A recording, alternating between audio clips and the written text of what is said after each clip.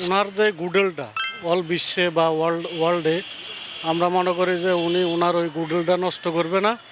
উনি নির্বাচনটা যেটা বলছে যথাসময়ে ইনশাল্লাহ নির্বাচনটা দিয়ে দিবে। সরকার যেটা বলতেছে বা আমাদের যেটা ভাবনা, আগে যে নির্বাচনগুলো হয়েছে ওই নির্বাচনের চেয়ে সবচেয়ে সুন্দর এবং সাবলীল নির্বাচন হবে বলে আমরা আশা করি।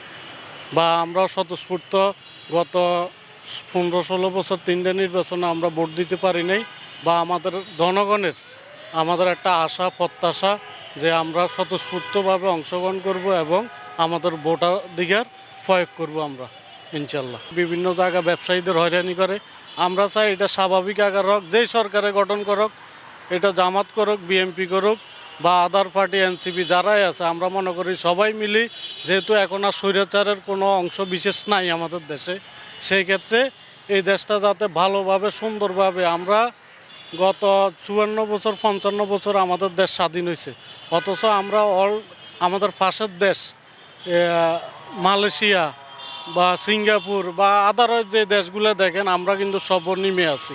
নির্বাচনটা শেষ হলে কিন্তু তারা ওইভাবে আর যাওয়া আসা করে না। এই জিনিসটা এখন যেভাবে আছে এইটা কিন্তু কন্টিনিউ যদি করে, তাইলে আমি মনে করি সুন্দর আগামীর বাংলাদেশ অনেক কিছু আমরা আশাবাদ